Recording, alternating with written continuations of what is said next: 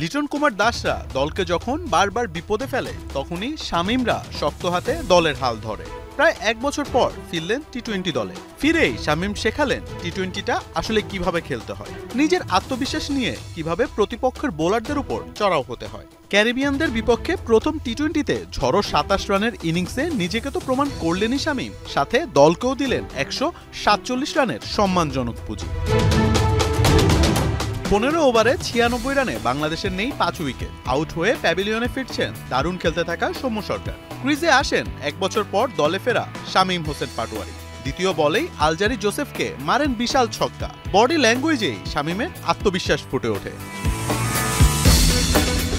সৌম্যকে ভোগানো ম্যাকয়কে mid অফের উপর দিয়ে বিশাল এক ছক্কা মেরে ঝড়ের আভাস দিচ্ছিলেন শামীম পাটোয়ারি। দলের যখন প্রয়োজন ছিল দ্রুত গতিতে রান তোলার, তখন জোসেফ, ম্যাকয়, সেফার্ডদের একের পর এক সীমানা ছাড়া করছিলেন শামীম। ইনিংসের শেষ বলে আউট হবার আগে শামীম খেলেন 13 বলে 27 রানের এক টর্নেডো ইনিংস।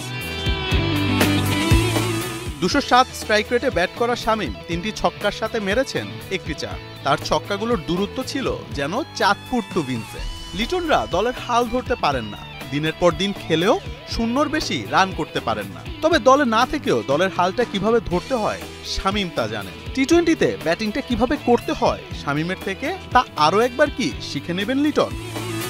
মোহাম্মদ আদনান, 71।